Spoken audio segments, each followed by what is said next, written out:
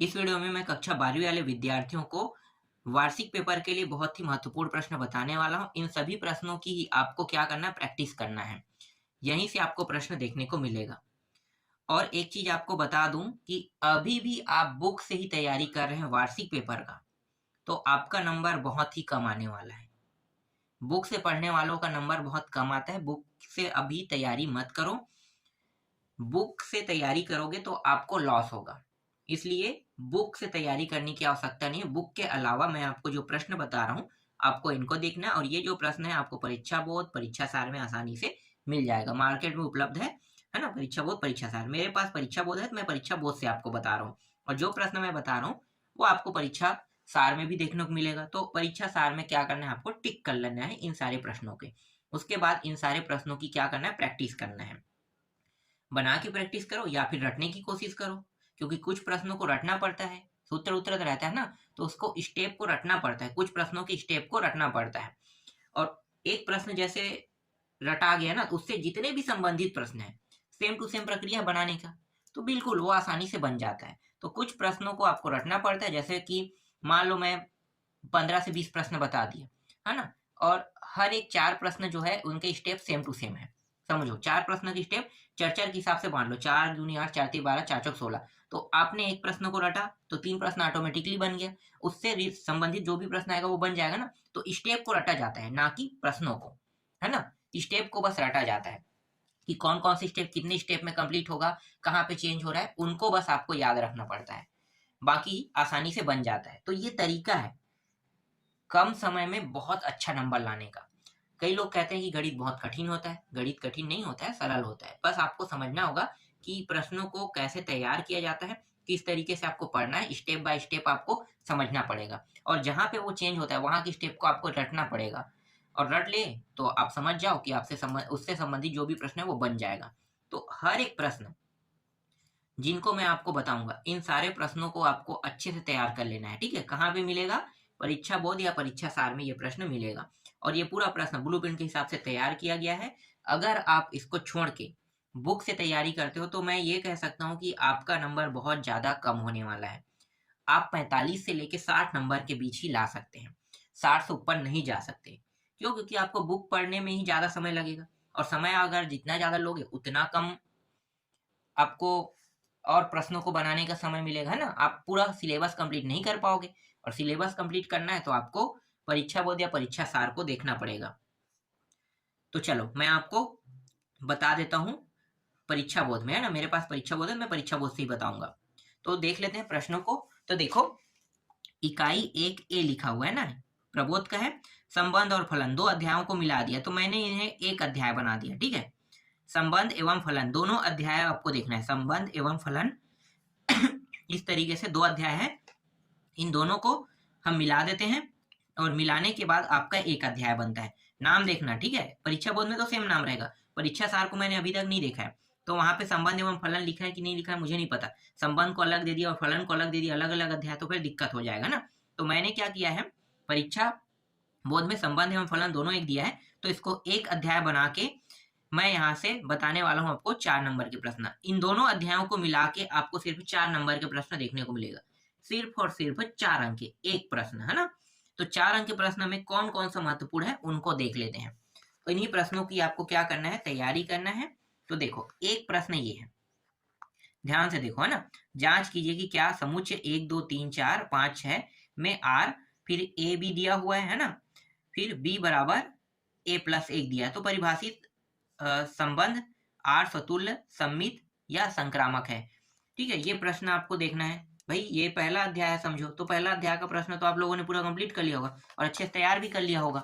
मैंने पहले ये जो बता रहा हूँ ना, इकाई ए बी, इनके प्रश्नों को मैंने समझाया भी है, तो आप लोगों को समझ में आ भी गया होगा। जो लोग देख रहे थे उन लोगों के लिए कह रहा हूँ मैं।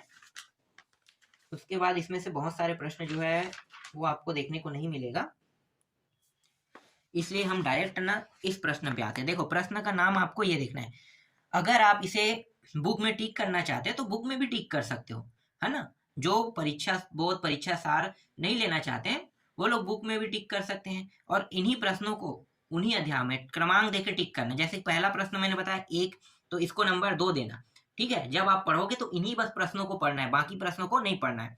और ज्यादा अच्छा होगा, अभी आपके पास समय है, पेपर मार्च के आसपास होगा, है ना? तो पेपर मार्च मार्च में होता है, तो आपके पास 2 मंथ है। 2 मंथ में आप पूरी तैयारी कर सकते हो। अभी तो टाइम टेबल नहीं आया है, हो सकता है फरवरी में भी कर दे, अभी कंफर्म नहीं हुआ है। फरवरी में होगा नहीं, इस साल मार्च में ही होगा, इस साल भी। तो पेपर आपका मार्च में होगा। तो ये जो प्रश्न है, इनको आप बुक में ढूंढ सकते हो, ठीक है? बुक, जिनके पास परीक्षा बोध परीक्षा सार नहीं है और नहीं लेना चाहते हैं, तो वो बुक से तैयारी करना चाहते हैं, तो बुक के हिसाब से भी आप पढ़ सकते हो। लेकिन आपको इन्हीं प्रश्नों को पढ़ना है जो मैं टिक करा रहा हूँ, इन्हीं को, बाकी प्रश्नों को नहीं देखना है, समय वेस्ट होगा आपका। इसके बाद देखो, ये प्रश्न इंपॉर्टेंट है, इसको आपको देखना है, इनका उत्तर आपको आसानी से मिल जाएगा, इसलिए मैं आपको सिर्फ प्रश्न प्रश्न बस दिखा रहा हूँ, ठीक है? ये प्रश्न आपको देखना है, ये भी इंपॉर्टेंट है। इसके बाद ये वाला प्रश्न देखो, ये भी इंपॉर्टेंट है। और ये वाला प्रश्न भी देख लो, ठीक है? ये इंपॉर्टेंट प्रश्न है, ये पूरा प्रश्न देख सकते हो। और ये 15वां प्रश्न, ठीक है? ये इंपॉर्टेंट है। 16वां नहीं देखना है, 17वां देख लेते हैं, ठीक है? ये 17वां प्रश्न देख लो, ये प्रश्न इंपॉर्टेंट है। 18वां प्रश्न भी इंपॉर्टेंट है, इसको भी आप लोगों को टिक करना है। पहले टिक कर लेना, इनके बाद इनकी तैयारी करना, ठीक है? ये प्रश्न आप लोग ढूंढोगे आसानी से, परीक्षा सार, परीक्षा बोध और गाइड में मिल जाएगा। मतलब गाइड बुक का हो, ठीक है? गाइड तो होता नहीं है, आता है पर वो बहुत महंगा होता है, कोई कभी भी बहुत, मतलब लोग लेते नहीं है, ठीक है? ये 20वां प्रश्न देखने का हो सकता नहीं, ये प्रश्न नहीं आएगा। इसके बाद 21वां छोड़ देते हैं, 22वां देखते हैं। देखो, ये प्रश्न इंपॉर्टेंट है, इनको देख लेना, ठीक है? ये महत्वपूर्ण प्रश्न मैं बताते जा रहा हूँ, सबको प्रैक्टिस करना है। ये प्रश्न इंपॉर्टेंट है। फिर ये वाला प्रश्न इंपॉर्टेंट है। 25 भी नहीं आएगा, 26 भी नहीं आएगा, सीधा 27 28 देखते हैं। 2 प्रश्न और है, ये प्रश्न इंपॉर्टेंट है, इनको देखना है। और ये वाला प्रश्न इंपॉर्टेंट है, इनको आपको देखना है, ठीक है? तो जितना प्रश्न यहाँ पे मैंने राइट किया है ना, सिर्फ उन्हीं प्रश्नों को आपको तैयार करना है। इन्हीं में से एक प्रश्न आपको आपके वार्षिक पेपर में देखने को मिलेगा। तो देखो, 2 अध्यायों को मिलाकर आपके जो बुक है ना, उसमें संबंध को अलग दिया, फलन को अलग दिया, है ना? तो दोनों अध्याय को हमने मैच कर दिया, एक कर दिया, और एक करने के बाद सिर्फ वहां से 4 नंबर के जो प्रश्न आने वाले थे, उनको मैंने आपको बता दिया। अब आपको और ज्यादा पढ़ने की आवश्यकता नहीं, जो जो प्रश्न मैंने टिक कराया बस उनको ही आपको क्या करना है, पढ़ना है, ठीक है? और ये आपका अगला अध्याय था, जिसका नाम है प्रतिलोम त्रिकोणमिति फलन। इसको मैंने अध्याय 2 बना दिया है, ठीक है? तो आपको प्रतिलोम त्रिकोणमिति फलन, ठीक है, इस वाले जब आप अध्याय को देखोगे, इसमें भी 2-3 अध्याय हो सकता है ना? 2-3 अध्याय मिलके एक अध्याय बना होगा, त्रिकोणमिति प्रतिलोम त्रिकोणमिति फलन। तो क्या करना है, परीक्षा बोध परीक्षा सार में तो एक ही अध्याय बना देते हैं, और उससे आने वाले जितने भी प्रश्न हैं उसको एक में ऐड कर देते, तो ये ज्यादा बेनिफिट होता है। इसीलिए इस वाले जब अध्याय को देखोगे, प्रतिलोम त्रिकोणमिति फलन, तो इससे जो जो प्रश्न आपको पढ़ना है उनको मैं आपको बता देता हूँ। देखो, यहाँ से अंक भी बता देता हूँ। देखो, 2 अंक का प्रश्न आएगा और 4 अंक का प्रश्न आएगा, सिर्फ 2 और 4 का प्रश्न आएगा। तो 2 और 4 में कौन कौन सा प्रश्न इंपॉर्टेंट है? 2 अंक के प्रश्न को तो आप लोग बना लोगे, गणित का प्रश्न है, 2 अंक का प्रश्न छोटा होता है और सरल होता है, आपसे बन जाएगा, मुझे पता है। इसको बताने की भी आवश्यकता मुझे नहीं लगता है होगा, है ना? फिर भी मैं आपको दे रहा हूँ। तो देखो, ये प्रश्न इंपॉर्टेंट है, प्रैक्टिस करना है ना इन प्रश्नों को। इस प्रश्नों को भी देख लेना, ठीक है? इनको भी प्रैक्टिस कर लेना। छोटा प्रश्न थी, इसका उत्तर भी आपको एक ही बार में देखने को मिल रहा है। तीसरा प्रश्न भी देख लो, इंपॉर्टेंट है। चौथा इंपॉर्टेंट है। 5वां प्रश्न भी इंपॉर्टेंट है, और इसका उत्तर भी दिखा देता हूँ, ठीक है? ये रहा, बना के देखना, मेज भी कर लेना, ठीक है? 6वां प्रश्न भी इंपॉर्टेंट है, ये प्रश्न और ये उसका उत्तर। 7वां प्रश्न देखो, इसको भी बना के देखना, ये 2-2 नंबर के प्रश्न भी आपको बता रहा हूँ मैं, ये इंपॉर्टेंट है। 8वां प्रश्न देखो, 8वां प्रश्न ये भी इंपॉर्टेंट है, के का मान निकालना है, आसानी से निकल जाएगा, है ना? 9वां प्रश्न भी इंपॉर्टेंट है।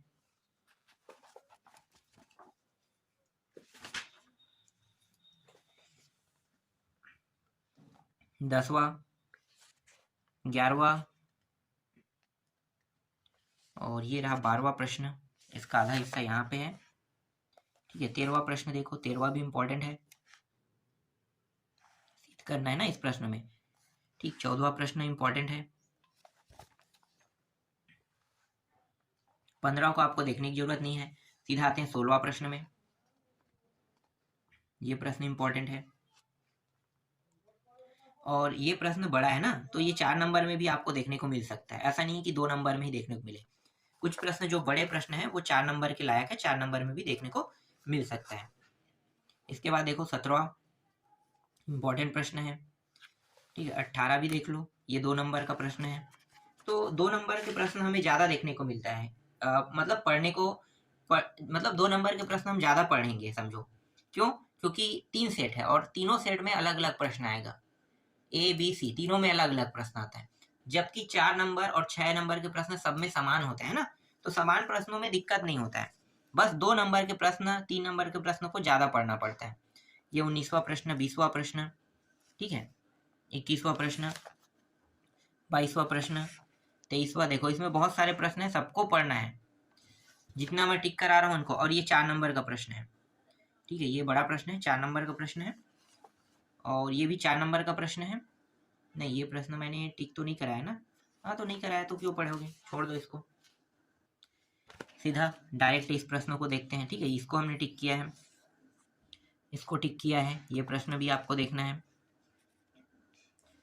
ये प्रश्न भी आपको देखना है, ठीक है। 31वां। इसमें बहुत सारे प्रश्न हैं, पर छोड़ नहीं सकते हम लोग सभी प्रश्नों। जो इनको छोड़ा है ना, बस उनको छोड़ के आपको सभी प्रश्नों को देखना है। ये हो गया, ठीक है। सबको उत्तर नहीं दिखा सकता, इसलिए मैं सभी में प्रश्न ज्यादातर फोकस कर रहा हूँ। देखो ये प्रश्न हो गया, ये प्रश्न हो गया। और 36वां भी इम्पोर्टेंट है, ठीक है, ये वाला। ये सब 2-2 अंक के प्रश्न है। 2-2 अंक के प्रश्न में आपको कम से कम बहुत सारे प्रश्नों को प्रैक्टिस करके रखना है।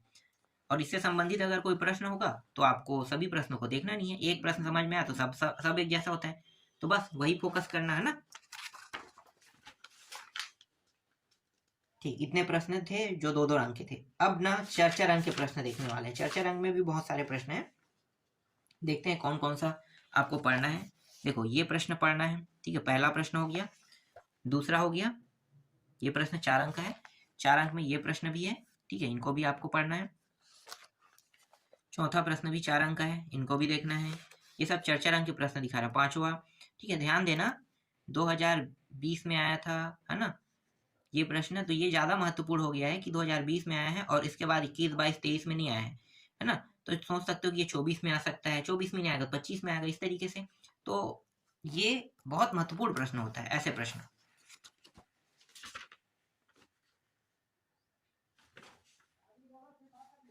और ये 6वां प्रश्न इंपॉर्टेंट है, 7वां प्रश्न इंपॉर्टेंट है, 8वां प्रश्न इंपॉर्टेंट है, 9वां भी इंपॉर्टेंट है। पहले टिक करना, फिर इनकी प्रैक्टिस करना। 10वां इंपॉर्टेंट है, 11वां भी इंपॉर्टेंट है ना, इनको भी पढ़ना है आपको। 12वां को भी देखना है। देखो ये 22 में आया है, ठीक है। तो ज़्यादातर ऐसे ही प्रश्न आते हैं जो आसपास के हो, ठीक है, एक ही बार आया हो। इसके बाद 13 का देखना है ना, ये प्रश्न भी इंपॉर्टेंट है। 14वां प्रश्न भी इंपॉर्टेंट है। ये 4-4 अंक के प्रश्न है। और कौन कौन से प्रश्न हैं, बहुत सारे प्रश्न है यार इसमें तो। 15वां को भी देखना है, 16वां को भी देखना है। छोड़ने वाला प्रश्न ही मैं खोज रहा हूँ, है कि नहीं सब पता नहीं। 17वां भी इंपॉर्टेंट है, ठीक है। 18 देखो यहीं पे 18वां भी इंपॉर्टेंट है। 19 की भी प्रैक्टिस आपको करना है। संबंधित प्रश्न होगा तो छोड़ देना, ठीक है। एक जैसा अगर हल हो तो आपको उनको देखने की जरूरत नहीं है, बस उसके पैटर्न को याद कर लेना, ठीक है, तरीके को। फिर ये 20वां प्रश्न इंपॉर्टेंट है, 21वां प्रश्न इंपॉर्टेंट है, ठीक है। ये प्रश्न और मुझे लग रहा है ये प्रश्न एक जैसा है, 19वां और 20वां, है ना, 21वां। तो और ये 22वां प्रश्न देखो ये भी वैसा ही है ना, तो इसको मैंने छोड़ दिया है। तो एक जैसा जैसे प्रश्न आपको दिखाई देता है ना, ऐसा प्रश्न और ये प्रश्न एक जैसा, तो दोनों में आपको वही सिद्ध करना है जैसे इसमें किया गया है ना। तो आप क्या कर सकते हो, तो 19वां प्रश्न, है ना, तो आप एक जैसे प्रश्न है तो एक प्रश्न को समझोगे तो उससे संबंधित ये प्रश्न ऑटोमेटिकली आपको समझ में आ जाएगा। इसलिए सभी प्रश्नों को देखने की आवश्यकता नहीं है। अब मेरे पास उतना समय तो नहीं है कि मैं आपको छोड़ छोड़ के बताऊं कि इनको पढ़ना है इनको नहीं पढ़ना, है ना।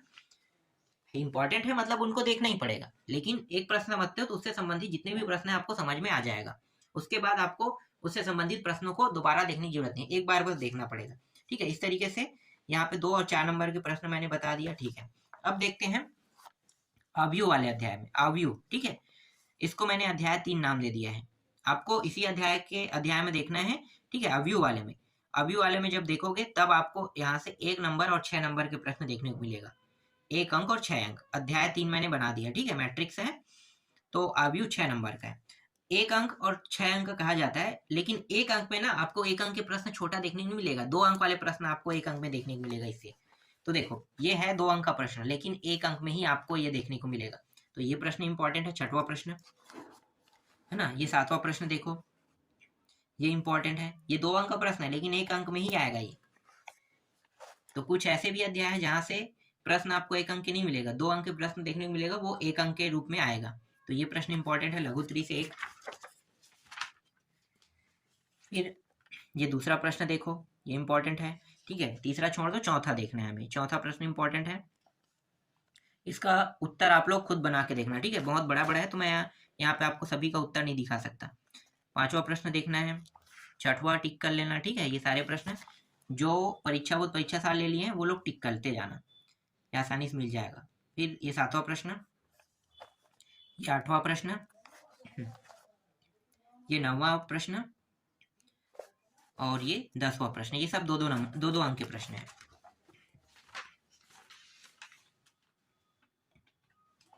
इसके बाद सीधा 11वां देखो, 12वां, सॉरी 11वां नहीं, 12वां प्रश्न। फिर ये 13वां प्रश्न,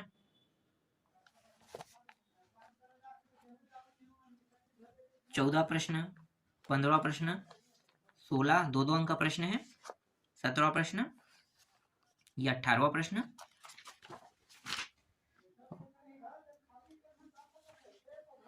19वां प्रश्न, 20वां 21वां प्रश्न, 24वां प्रश्न। फिर दीर्घोत्तरीय प्रश्न में आते हैं, यहाँ से 6-6 अंक के प्रश्न भी आपको देखने को मिलेगा, है ना। तो 6-6 अंक में देखो, ये एक प्रश्न ये है, ये इंपॉर्टेंट है दीर्घोत्तरीय में। फिर दूसरा प्रश्न ये है, ठीक है। तीसरा को भी देखना है, चौथा को भी देखना है, ठीक है। इससे ये जो प्रश्न है देखो सबके सब एक जैसे संबंधित है ना। देखो यहाँ पे ये इस तरीके से फॉर्म लिखा है, ये इस तरीके से लिखा हुआ है। बस आपको इनमें से 1-2 प्रश्नों को देखना है, उसके बाद आपको ये सारे प्रश्न समझ में आ जाएगा। इसके बाद देखो ये 5वां प्रश्न, हालांकि इन प्रश्नों को आपको देखना ही देखना है, यहीं से एक प्रश्न रहेगा 6 अंक में। 6वां, ये 7वां प्रश्न, 8वां को भी देखना है, 9वां प्रश्न भी इंपॉर्टेंट है, 10वां भी इंपॉर्टेंट है, ठीक है। 11 भी इंपॉर्टेंट है,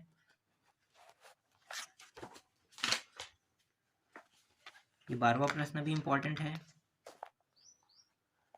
इन प्रश्नों को टिक करते जाना है ना। 13वां प्रश्न भी इंपॉर्टेंट है। 13 के बाद बाकी प्रश्नों को छोड़ देना है, 14-15 कोई मतलब का नहीं है, ठीक है। 16वां देख लेते हैं, 16वां प्रश्न इंपॉर्टेंट है, इसको देखना है। 16वां के बाद मैं आपको बता रहा हूँ, ये 17वां प्रश्न इंपॉर्टेंट है, नहीं 17 नहीं, 18वां प्रश्न इंपॉर्टेंट है, ये देखना है। और इसके बाद ये प्रश्न इंपॉर्टेंट है। देखो नाम से ढूंढना है ना, यहाँ पे मैं क्रमांक दे रहा हूँ तो क्रमांक को ही नहीं मत देखना, ठीक है। ये पुराना परीक्षा बोर्ड है और नया परीक्षा बोर्ड में ये क्रमांक बदल सकता है, इसलिए नया परीक्षा बोर्ड के हिसाब से अगर आप देखते हो तो क्रमांक आगे पीछे हो सकता है। इसके बाद है ये 20वां प्रश्न, 21वां प्रश्न इंपॉर्टेंट है। फिर ये 22वां प्रश्न भी इंपॉर्टेंट है, इनको भी देखना है। और है तो नहीं इतना इम्पोर्टेंट, इनके आने के चांसेस ना के बतौर है, फिर भी मैं 2 प्रश्न को देख, ये प्रश्न इनके आने की संभावना बहुत कम है, चाहो तो आप छोड़ सकते हो। 23वां को भले मैंने राइट कर दिया है, और ये 24वां प्रश्न भी आप छोड़ सकते हो, समय रहेगा तो बाद में पढ़ लेना, ठीक है। इनके आने के चांसेस ना के बतौर है। फिर सारणिक वाले अध्याय में देखना है, ठीक है। इसे मैंने अध्याय 4 नाम दिया है, यहाँ से 2 अंक और 4 अंक के प्रश्न आएगा। तो 2 अंक के प्रश्न में कौन कौन से देखना है, देखो ये दूसरा देखना है, ये प्रश्न इंपॉर्टेंट है। तीसरा देखो, ये इंपॉर्टेंट है, मैं फटाफट बताता हूँ। चौथा, 5वां, 6वां,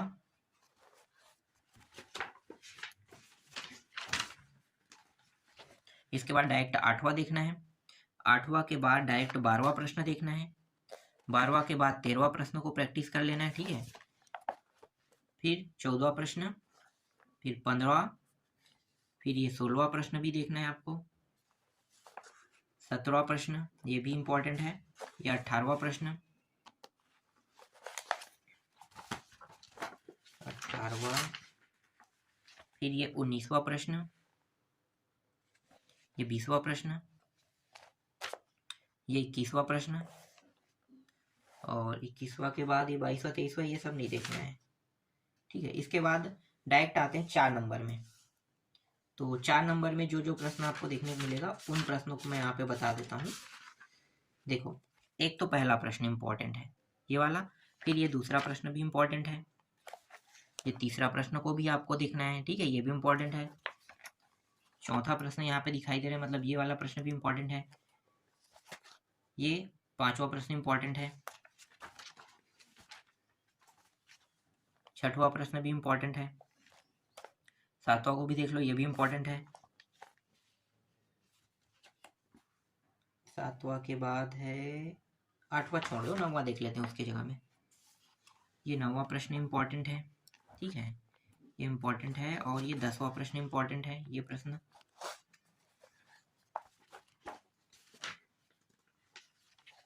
11वां प्रश्न, नहीं 11वां तो मैंने नहीं, 11वां छोड़ दो, ठीक, 12वां भी छोड़ दो। इधर 13वां पे आते हैं, ठीक है। ये प्रश्न 13वां प्रश्न देखो, 13वां बहुत ही महत्वपूर्ण है। 14वां प्रश्न को भी नहीं देखना है आपको। इसके बाद डायरेक्ट आपको 16वां प्रश्न देखना है, ठीक है। ये प्रश्न महत्वपूर्ण है, 16वां। 17वां महत्वपूर्ण है। 18वां महत्वपूर्ण है। 19वां को भी देखने की जरूरत नहीं है। 20वां भी नहीं, 21वां भी नहीं, सीधा 22वां में आते हैं। 22वां क्रमांक को आपको नहीं देखना है, ठीक है। ये पुराना परीक्षा बोर्ड, इसलिए क्रमांक बदल सकते हैं, आपको प्रश्न को देखना है। तो ये प्रश्न इंपॉर्टेंट है। और एक प्रश्न ये इंपॉर्टेंट है, ठीक है। और प्रश्न है उनको देखना नहीं है, ये अंतिम प्रश्न इस अध्याय का, ठीक। तो इतने सारे प्रश्नों की आपको प्रैक्टिस करना है। मैं पूरा नंबर के हिसाब से बता रहा हूँ, तो आपको इसी हिसाब से देखना है। फिर इकाई 3A लिखा हुआ है ना, सांतत्य तथा अवकलनीयता। इसको मैंने अध्याय 5 नाम दे दिया है। 2 अंक, 4 अंक और 6 अंक के प्रश्न आएगा, और इसमें सभी प्रश्न इंपॉर्टेंट है, एक प्रश्न नहीं छोड़ना है। परीक्षा बोध या परीक्षा सार, जिसको भी देखोगे तो ये इकाई 3A इसमें नाम दिया हुआ है, परीक्षा सार में अलग नाम होगा, है ना। ये इकाई 3A ना देके डायरेक्ट है ना सांतत्य और अवकलनीयता ऐसे लिखा होगा, बस आपको इसको देखना है। इसको अध्याय 5 मैंने नाम दे दी, हो सकता है वहां पे आपको अध्याय 5 भी देखने को मिल जाए।